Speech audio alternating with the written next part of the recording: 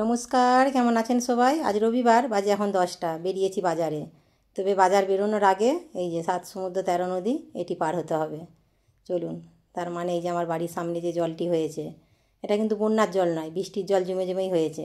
আর জলটা ধীরে ধীরে বাড়ছে। মাঠের জলটা যত বাড়ছে, আমার বাড়ির সামনের উঠোনটি ডুবে এই অবস্থা। সামনে নামমাত্রা উঠোনটি জেগে আছে, সেই জন্য সাইকেলগুলো রাস্তার ধারে স্ট্যান্ড করিয়ে রেখে দিয়েছি। ওই জল পেরিয়ে বারবার নিয়ে যাওয়া, নিয়ে 7-8 থেকে রাস্তার ধারে থাক, যে কটা দিন জলটা থাকে। জল যখন শুকনো হয়ে যাবে তখন আবার নিয়ে যাব। মুদির দোকানে এসেছি, এখন পেঁয়াজ নেব। পেঁয়াজ নিয়ে একটু মাংস নিয়ে তারপরে বাড়ি চলে যাব। পেঁয়াজ মাংস নিয়ে চলে এসেছি বাড়ি। আর মাংসটাও ধুয়ে পরিষ্কার করে এখন এবারে মশলাটা ভালো করে ম্যারিনেট করে রেখে দেবো। ম্যারিনেট করার জন্য নুন, লঙ্কা গুঁড়ো, হলুদ গুঁড়ো, জিরে গুঁড়ো, ধনে গুঁড়ো, আর ওই যে আদা বাটা, রসুন বাটা, একটু টক দই, ওই কাশ্মীরি লঙ্কা গুঁড়ো একটু দিয়ে দিলাম। কালারটা বেশ খুব সুন্দর আসবে। আর একটু সরষের তেল দিয়ে ভালো করে বেশ মাখিয়ে নেবো। ওদিকে ছোটো ছোটো বেশ কয়েকটা পেঁয়াজও ছাড়িয়ে রেখেছি, আজকে গোটা গোটা মাংসের সাথে দিয়ে রান্না করবো বলে। এই যে দিয়ে দিলাম গোটা গোটা পেঁয়াজ আর একটা কেটে রাখা টমেটো। এটা ততক্ষণে চাপা হতে থাক। ওইদিকে ততক্ষণে ভাতটাও বসিয়ে দিয়েছি। এদিকে এবার আলু কটা ভেজে নিই। আলু কটা ভেজে ভেজে যতক্ষণ টাইম লাগবে ততক্ষণ একটু মশলাটা একটু ভালো করে মাংসের ভেতরে ঢুকে যাবে।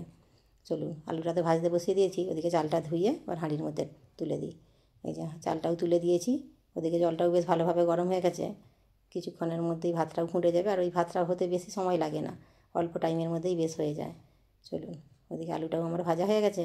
এবার দিয়ে দিয়েছি গরম হয়ে মশলা, তেজপাতা আর পেঁয়াজ কুচোনোগুলো। এই পেঁয়াজটা ভাজা ভাজা হয়ে গেলেই এবারে ম্যারিনেট করা মাংসটাকে দিয়ে দেবো।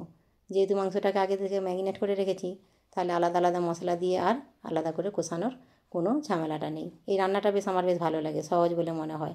তাড়াতাড়ির সময় সহজভাবে হয়, আর খেতেও লাগে দুর্দান্ত, স্বাদটাও হয় ভালো। আর দইটা দেওয়ার কারণটা কী হচ্ছে, এখন এইটা যেহেতু পোলট্রি মুরগি, তো এটা হচ্ছে যে নরম, এমনি কষাতে কষাতে অনেক সময় ঘেঁটে যায়, ভেঙে যায়। তবে এই দইটা যদি খানিকক্ষণ আগে মাখিয়ে রাখা হয়, মাংসটা বেশ সোঁটা সোঁটা একদম ঝরঝরে পরিষ্কার থাকে। কেউ কারোর সাথে হচ্ছে ঘাঁটাও হয়ে যায় না, পরিষ্কার একদম পিসটা ভালো থাকে। সেই জন্যেই আর কি দইটা দেওয়া। আর স্বাদটাও হয় অপূর্ব দই দিয়ে রান্না করলে। চলুন, মাংস আমার প্রায় কষানো হয়ে গেছে। দিয়ে দিয়েছি আলু। এবার গরম জলটা করে মাংসের মধ্যে দিয়ে দিলাম। একটু ঝোলঝোলই রাখবো। বেশ কয়েকবার কষা কষা করেছি, আজকে একটু ঝোলঝোল রেখে দিয়েছি। মাংস আমার রেডি। ধনেপাতা দিয়ে এখানে থাক। এদিকে স্যালাডটাও কেটে নিয়েছি।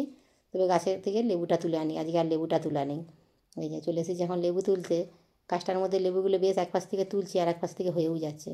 কারণ একদিকে লেবুটা তুলছি, বড় বড় যেগুলো হয়ে যাচ্ছে, আবার একদিকে ফুলটাও আছে, আবার তার থেকে মিডিয়াম সাইজেরগুলোও বেশ টুকটুক করে আছে। সেই জন্যে মোটামুটি লেবুটা সমানে যোগান দিচ্ছে গাছটা।